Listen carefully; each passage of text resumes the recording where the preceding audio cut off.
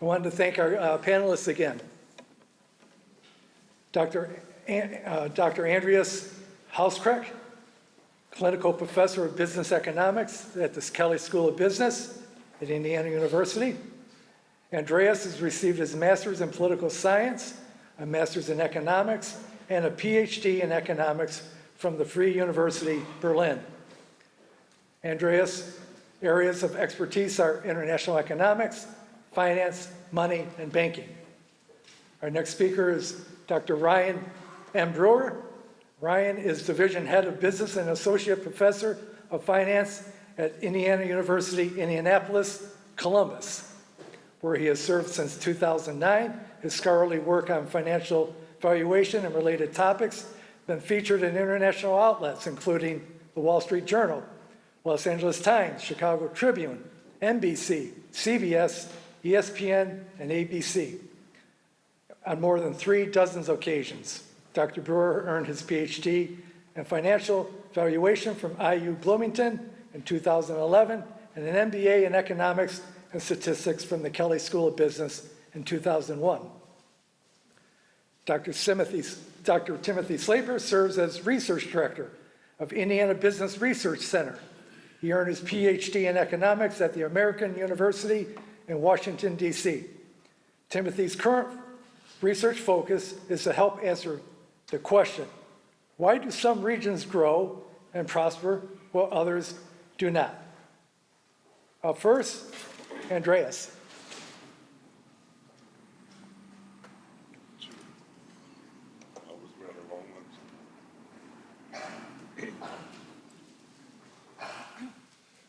Guten Morgen zusammen. Ich bin der Einzige hier, der Deutsch sprechen kann. Therefore, I give my presentation in German. It's easier for me. I'm so lazy that I asked a colleague of mine to tell me what he said in Indianapolis about the topics. And then he sends me this and says, joke about trying to summarize the craziness of the current US and global economy, but he didn't write the joke. Let me start. When we model economics, we have assumptions about risk. And you need assumptions about risk that you can assign probabilities and say, then this might happen or this didn't happen. Uncertainty is you cannot model anything because you don't know what will happen. And we are swimming in a sea of uncertainty. And this is true for the global economy, but it's also true for the US economy. If you take away numbers, data from us economists, it's getting really, really bad. I would say the United States reminds me a lot of China currently. In China, they had the problem that the unemployment of the young people, youth unemployment, is skyrocketing. And so the Chinese were debating how to deal with that. And the conclusion was they don't publish numbers about unemployment for young people anymore. And we are following this path. If we don't like our numbers, we defund the organizations or just stop publishing the data, which makes the world for people like me not easier. US economy, it's very difficult. What we can, when you think, and I want to take Ryan's topic, but the problem is that we have a situation in the country where we are interested in inflation and the labor market. Inflation is not super high, but inflation at the moment, and at the moment means the last good data is 8 weeks ago, but it's around 3%. Around 3%, but the tendency is it's going up. So you can expect that inflation will not decrease, it will rather increase.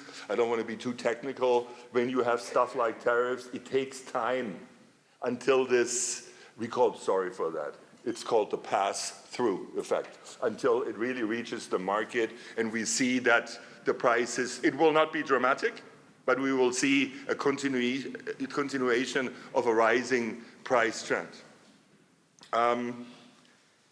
When we look at the labor market is complicated. We can say that job growth, so additional jobs, has dramatically declined over the last 9 months, dramatically declined. From an average, long-time average of maybe 150, 160,000 jobs a month, we are now talking about maybe 30, maybe 50, if at all. And again, complicated data. Labor market is complicated for several reasons. One reason is the demand side. Do companies really need new people? At the same time, we have a supply side. The forced kicking out people and kicking people out of the country has a significant decrease in the supply of labor. The effect of decreasing the supply of labor in the long run will be lower economic growth. It's not a very smart idea to do that. Economic growth, given that we don't know a lot, economic growth expected for 2026 for the United States, 1.8%. Now you say, and now you say, okay, why is everyone complaining about the current situation? 1.8% doesn't sound bad.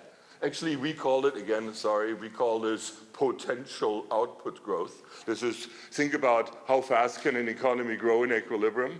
And 1.8 is pretty much what we can expect. But what we all don't look at is, how do we get this growth?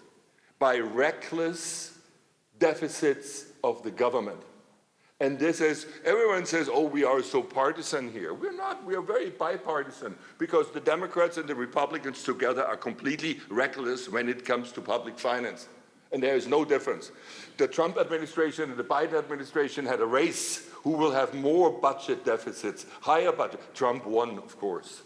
But Sleepy Joe was pretty close with $1.9 trillion deficit. The deficit this year, this is, by the way, the deficit that you have to pay. And if you don't have to pay for it, then your children will pay for it. It's completely reckless and irresponsible. We're talking about this year, the budget year ends always September 30th. This year, the best number that we have is we will have a budget deficit of $1.8 trillion. This is $1,800 billion in 1 year. Of course we grow with 1.8%. If you are so reckless, you can run the show until you hit the wall. Maybe you don't hit the wall, your kids will.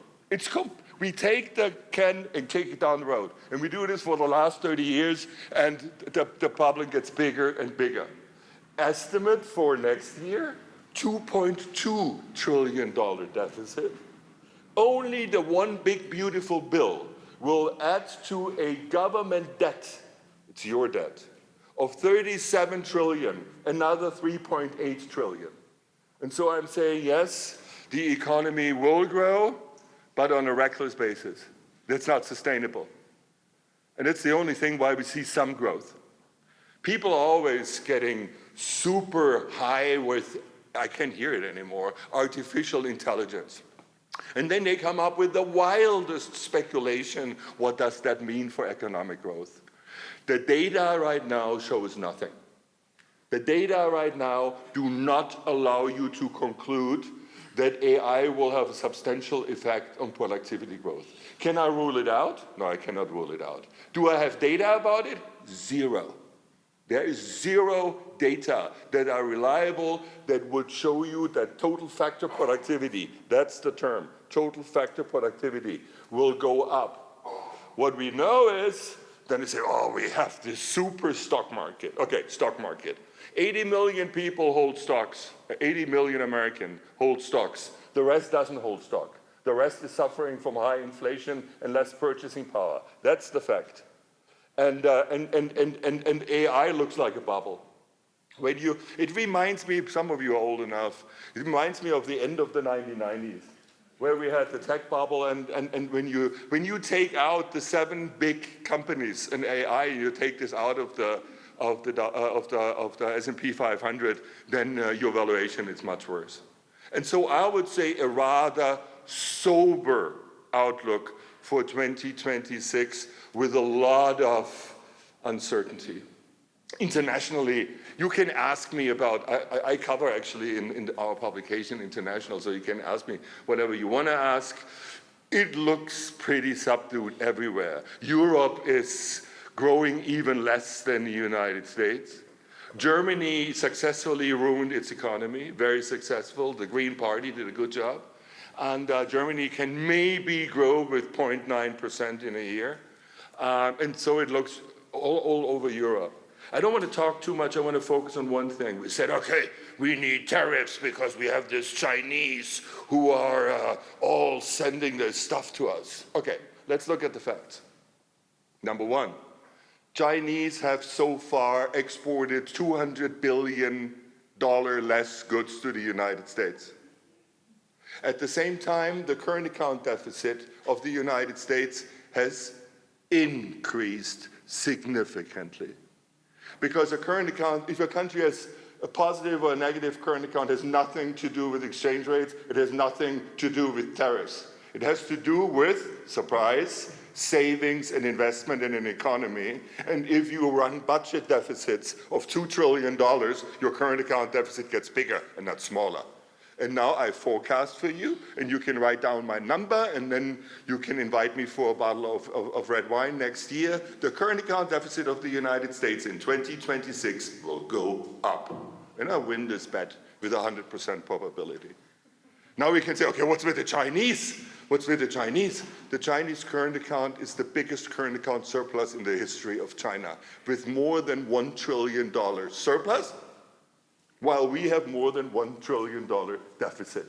We have successfully reached exactly the opposite when we were talking. So the Chinese are happy. The Chinese have the best current account ever. The Chinese economy will grow with 4.2% at least. The surplus gets bigger and bigger, and our deficit gets bigger and bigger as well. Bad policies, bad results. And that's where I leave it. Thank you very much. And I give it to Ryan. My computer. I forgot to get my computer.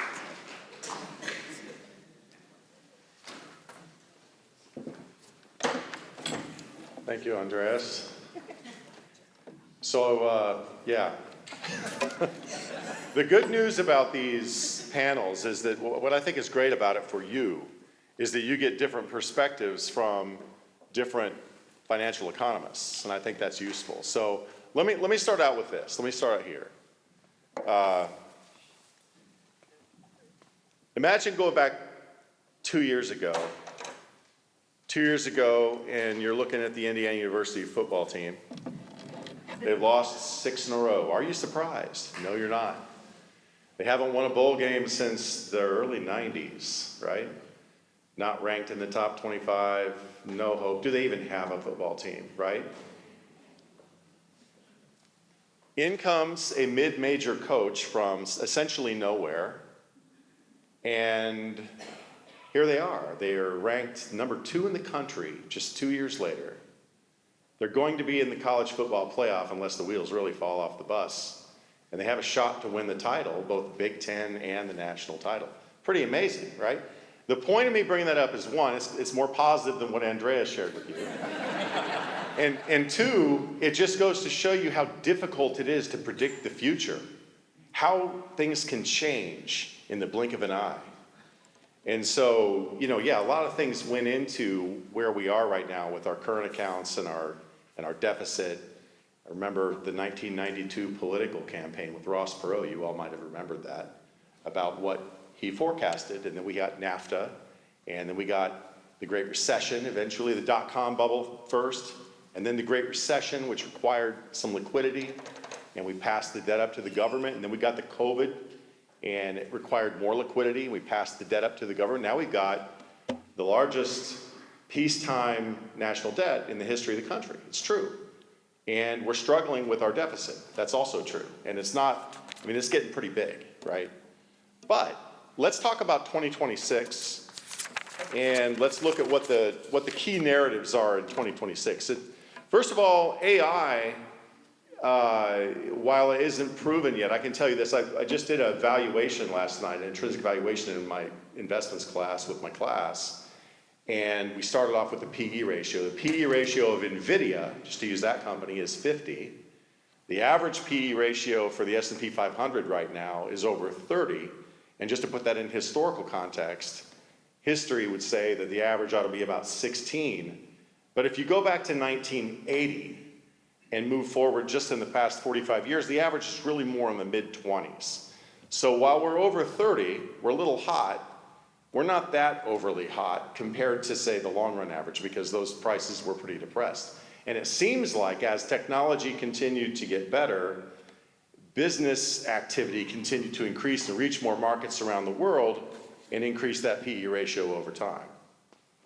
So AI, where are we? If you think of it like a baseball game, and let's talk about Andreas's risks a little bit too. If we're in a baseball game, I'm gonna say it this way, third inning, I don't think it's late 90s. I would respectfully submit it's mid 90s with respect to AI. And it's an argument we won't know until future continues to unfold, right? So in that regard, I think we've got several more years of unfolding as AI continues to penetrate its hyperscalers, and we're gonna look at, you know, the onboarding of energy, data centers. These kinds of things are going to create jobs. The jobs issue, we only have, I think it's a 1.6 production of people now, rather than, you know, in families, household growth, in babies. Instead of where we really wanted to see about 2.1 or 2.2, we're down to 1.6. But if AI continues its development, now this is kind of scary, okay, but let's just imagine a time when we have the Terminator to help us out with our work. So as robotics continue to develop, and we don't know what the future holds, but in time, we're gonna know a lot more. Meanwhile, the world continues to invest trillions of dollars into AI. That is true. And NVIDIA does have positive cash flow. Their earnings in the last 12 months were almost $100 billion. Their market capitalization is $4.7 trillion. So the market would suggest they believe in artificial intelligence. That's one key narrative that's going to carry into 2026. Another key narrative is the battle between inflation and the labor market. And we're looking through a windshield right now that's really foggy, because for the past 40 plus days, we haven't had any data from the Bureau of Labor Statistics. However, we can see with different sources of data that the labor market is softening. There's not as many job openings as there once were, and people are staying in their jobs longer than they were. There's not as many job changes as there once were. The unemployment rate, last we saw, has ticked up. It's still very low relative to historical standards, 4.3%, something like that. We don't know what that number is exactly. We know it's ticked up a little bit, but it's still very low. It's still a tight labor market. I know I was just talking at lunch today that you all still have trouble finding people for your labor needs here in Jasper. So what we think is, we think that the inflation number, which is about 3% last we knew, is gonna not be the key narrative that the Federal Reserve is going to use to make their decision. The futures market is betting that they're gonna lower interest rates one more time this year, although we'll see. It's in December. They're gonna get information. We think they're gonna lower it another 25 basis points. We're at 3 3/4% right now on the federal funds rate. What's the natural rate? Well, inflation, or 3%, we're probably gonna get down to 3% at some point. That, we think, is what the Federal Reserve wants to do, which means more cuts next year, we think. That's the narrative. AI continues, more Federal Reserve rate interest cuts going into 2026, which is going to fuel the stock market. So what's that gonna do? Again, a lot of risks, a lot of things could come around the corner, and we don't know what those could be, right? We think that it's gonna, you know, the S&P will go up by maybe 8 to 10% over the next year. That's just like a vanilla prediction, all right? But there could be an awful lot of correction as well. So my personal take on that, with my IRA, my portfolio, I'm gonna buy the dip. That's my strategy. Today we're down a little bit. If I was at a computer, I have some cash, I'd probably load some in a little bit, because we're down over 1%. So that's my personal strategy. I'm not advising anyone. I'm just telling you that's what I'm gonna do, okay?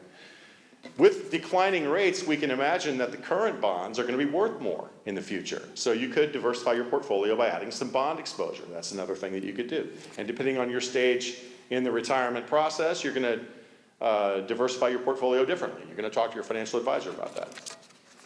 What else could happen? Well, let's talk about, let's see, real estate. Let's talk about real estate.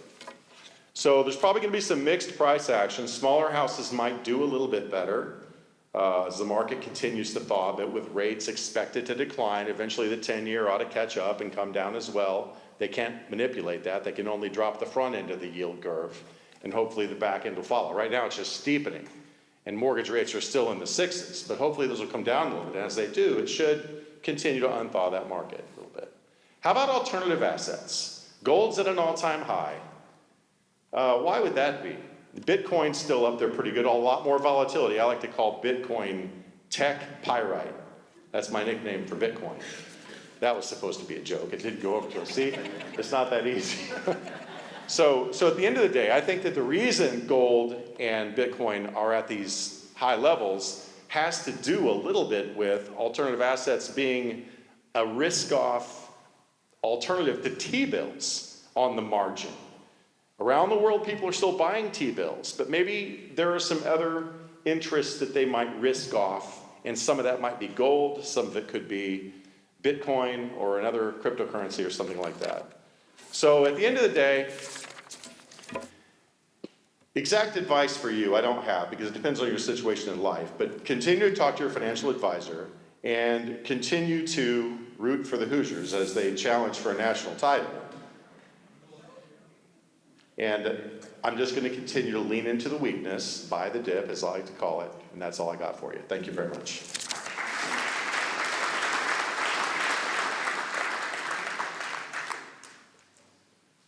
Did you tell them the salary of our football coach? No, I will not tell them about the salary of our football coach, Andreas. I get to do the presentation that nobody has any interest in at all after having all this international and financial market stuff. I'm going to talk about Indiana. So, this is a good news and a bad news story. But before I start, I need to have this adjusted. I'm not going to ask you to put up your hands, because whenever anybody asks, I don't put up my hands. But think back. How many of you know what GDP is comprised of? All right. I see no hand. I actually see one hand. And but it's something that we talk a lot about during these Outlook presentations. And GDP, gross domestic product. It's the same thing as this value added concept. And what is value added? Well, every step of a production process increases the amount of labor or capital rental that goes into something. It increases its value. So the difference between a basket of wheat versus a loaf of bread, that sort of thing. So GDP is essentially adding up all the income to various types of contributors to our national economic output. So it's income to someone. Wages and salaries is the vast majority of it. There's also profits. There are returns to intellectual property. That is, if you hold a patent and somebody uses that patent, that person has to pay you for it. Royalties related to extracting minerals, natural gas, oil, etc., and coal. And here's kind of the clicker that you may not know. It also includes the rent on your house that you own that you would have to have spent if you were renting. What was that again?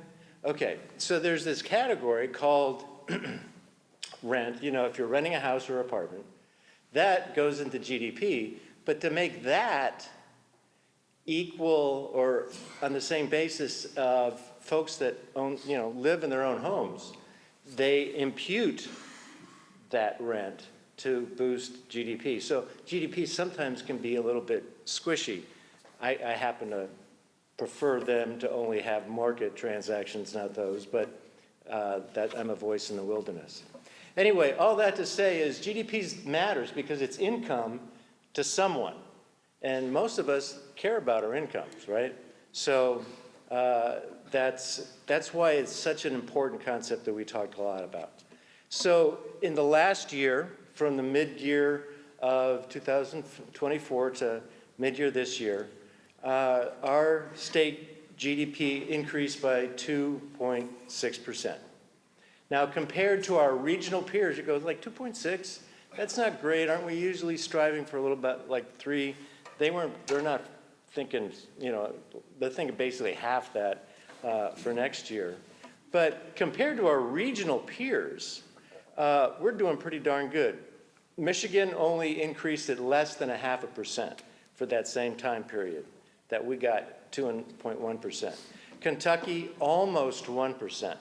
Illinois was 1.3%. And 1.4% for Ohio. So when you consider what we did at 2.6 in Ohio, basically half that, that's a pretty good predictor about what the score will be between Indiana and Ohio State when they meet up for the Big Ten tournament. All right, so and this positive contrast with our neighbors has lasted for a good long while, over 5 years. It's kind of a good kind of economic outlier, or a good kind of weird. Now, what accounts for the fact that we've been doing better, generally speaking, in terms of gross domestic product?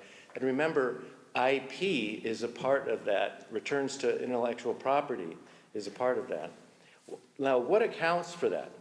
Well, there's a surge. We've seen a surge in non-durable goods manufacturing. So you've got durable goods, which would be appliances, cars, trucks, things that last more than 3 years, basically. And non-durables, things that you get in grocery stores, textiles, clothing, things like that there, fuel for your car. Those are non-durable goods. So non-durables in our state comprise about 12% of our economy. 12% is non-durable. Nationwide, it's 4.7%. In other words, our share of non-durable manufacturing is about 2.5 times the nation's percentage of non-durable manufacturing, which is a considerable difference. Now, non-durable good manufacturing has grown about 12% in Indiana compared to, say, the negative growth rates in Illinois, Michigan, Ohio, and just a slight positive in Kentucky.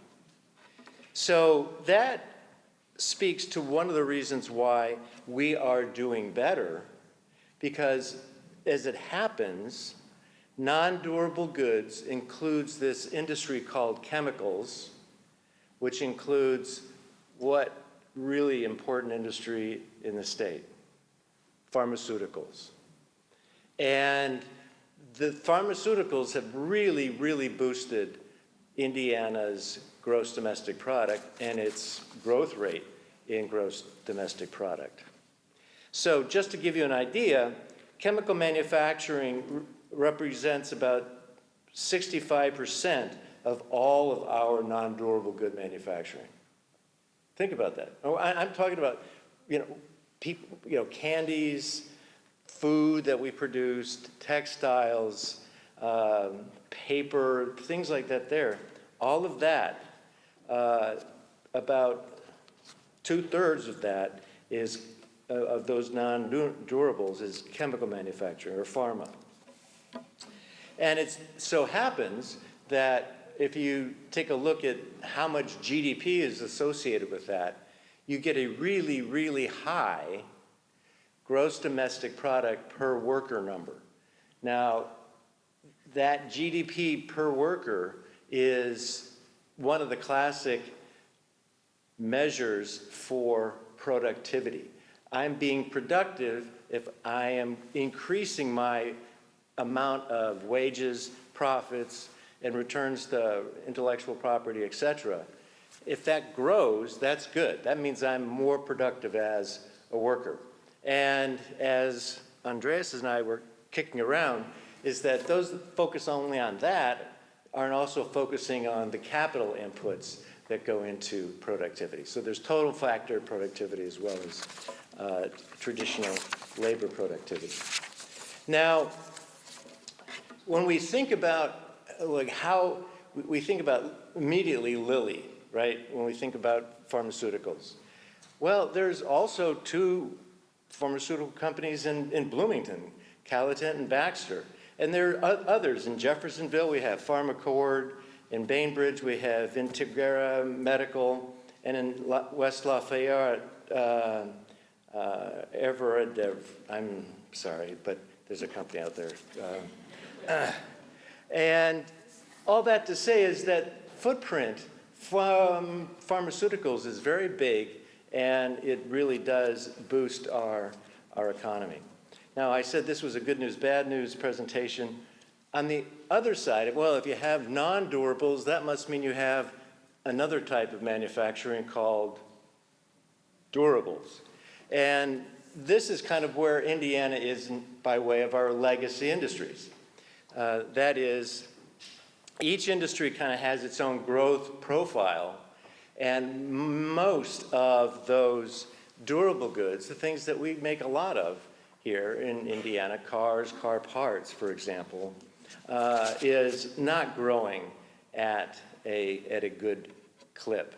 And as a matter of fact, it's about a third of the pace of the national rate.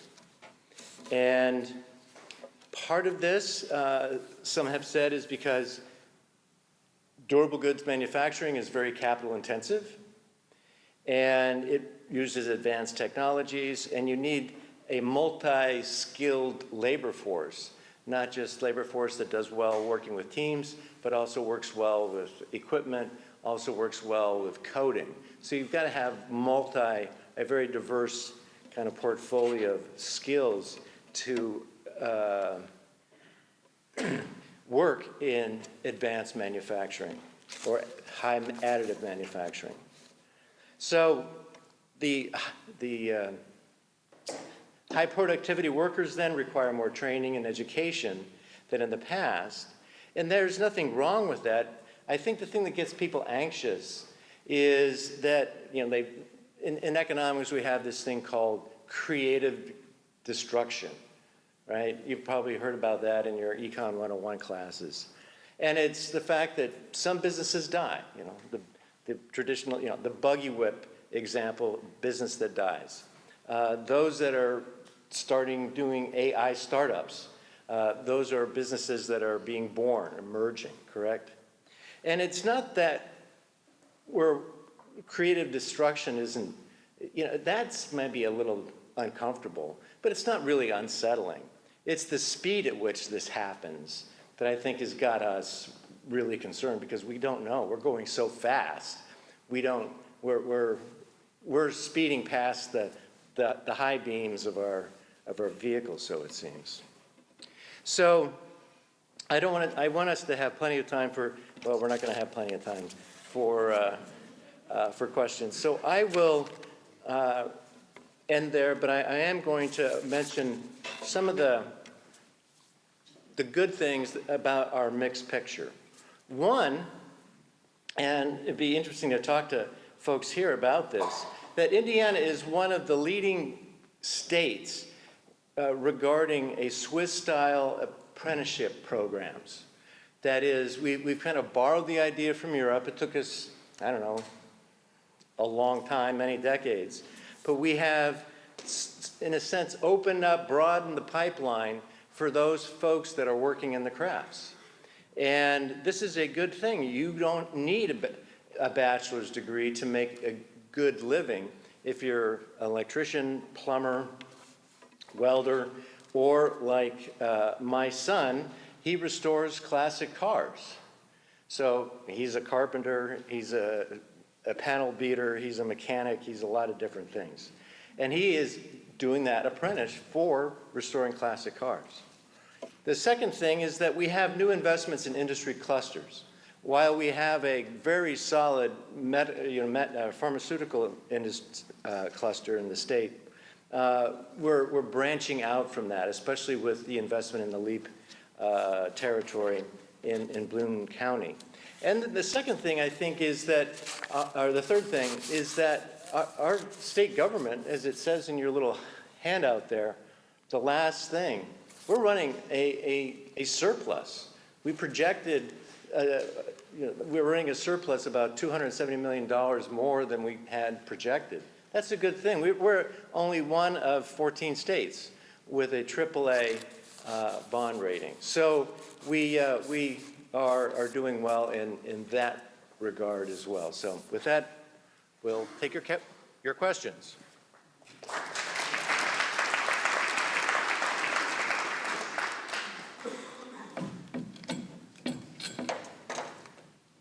Ed's going to grab the extra microphone back there. If you have questions, please raise your hand. And then we will see who wants to answer the question.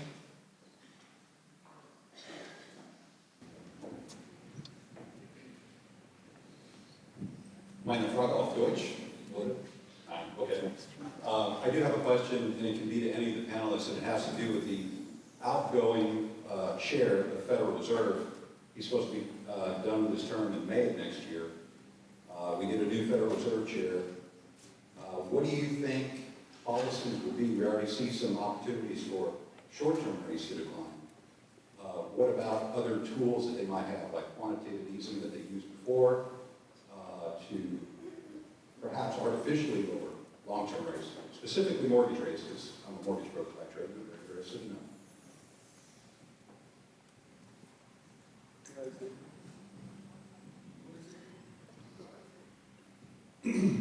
So forgive me that I say something, but my first employer was the Deutsche Bundesbank, my central banking. I just shared the data from trading future contracts in Chicago. The market, as we speak right now, it's pricing in a 50% probability that we can reduce the Fed will reduce the Fed fund target rate by 25 basis points. And I look what the market is saying for 12 months, and now it's almost perfectly distribution. In other words, the market doesn't know. It's completely unclear now. Ryan said we need data. Yes, good job. That's exactly what we need at the moment. So it's really up in the air. It's 50% that they will lower interest rates. Will they run quantitative easing? No. The Fed is slowing down the shrinking of the balance sheet. What they have done now over 1.5 years, they have slowed down that process. But I would not bet on a stimulating effect of lowering interest rates over the next year, given that the inflation is, although modest, is uptaking.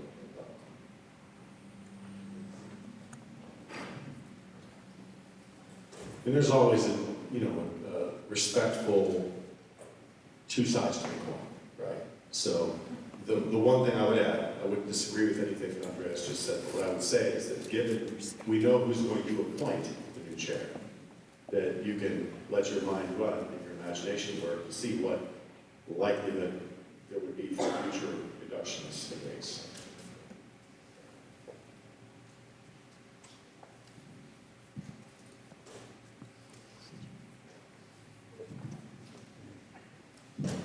I don't know if you can speak to this or not, but I think it probably involves most of the people here when we're going to potentially have a new mid-states corridor going through this county, affecting the businesses. So I wondered if you could speak to the economic effects of this change that we're potentially looking toward. Well, that was the topic of conversation around the dinner table or lunch table that Ryan and I were there. One can understand why better transportation infrastructure for your business, if your business is moving turkeys out of the farms and to the market, why that would be considered a good idea. And I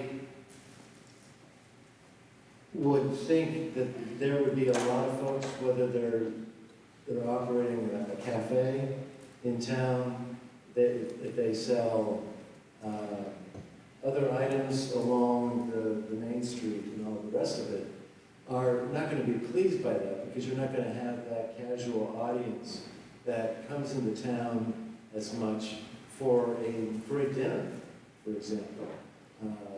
So, and those of us that might be concerned about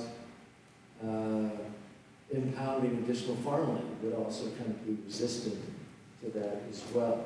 So I would think that it will undoubtedly save some time and have increased convenience for the average Joe and Josephine, as well as reduce the cost for several businesses and entities along that corridor. But I would also hasten to add that is also going to be disruptive for those that are not necessarily able to just move their coffee shop to a different location, because that's where the traffic is. So there would be pluses and minuses. And I can't speak any more to it than that, simply because I'm relatively unaware of all the different factors that forces at play.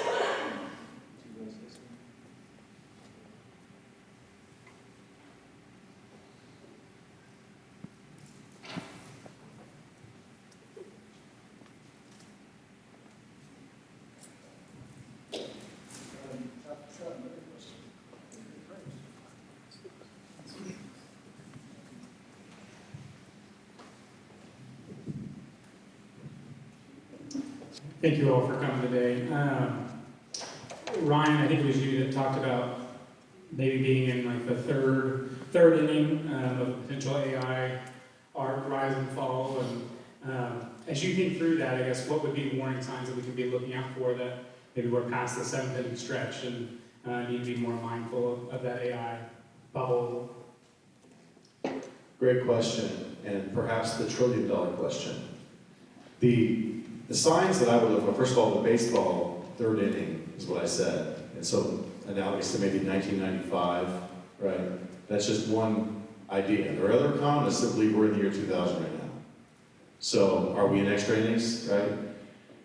Are we going to have for all benches clear? Are we going to, it just delays the game for a while? I mean, there's a lot of things that could happen that would, I think creative destruction was a word that Tim used.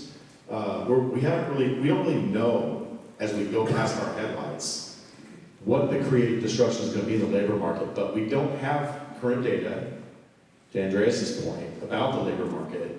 And as we get that, if we see dislocations in the labor market, you're going to want to feel that out. That's where one sign would be. Another sign would be look to see where the capital investment is going and what these big leaders in tech are doing. If you start to hear rumors and signs of layoffs, there's not as much capital investment, stock prices are off, the work, it's not as positive. The story's very positive right now with them from the companies themselves. But if that story turns a little bit more negative, I would start to get a little bit at risk off right then. So I don't know if you can time it. Warren Buffett likes to say, don't try to time the market. It's not a wise thing to do. So that's all I got.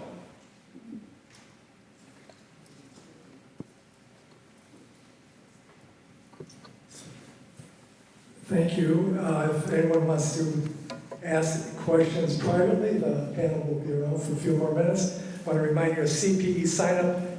Derek will be at the registration table for the CPE. And Deidre? Thank you so much. As we conclude today's Economic Futurecast Luncheon, I want to extend our heartfelt thanks to our speakers for sharing their insights and expertise. I think Andreas, we need to get back to Schossenfest. He was sad he didn't see any German flags along the way, so come back, you'll see plenty. To our sponsors for their generous support, and to all of you for taking the time to be a part of this important conversation. Today reminded us that a strong economy doesn't just build businesses, it builds communities. When we work together, align our talents, and invest in one another, we create opportunity that lifts everyone.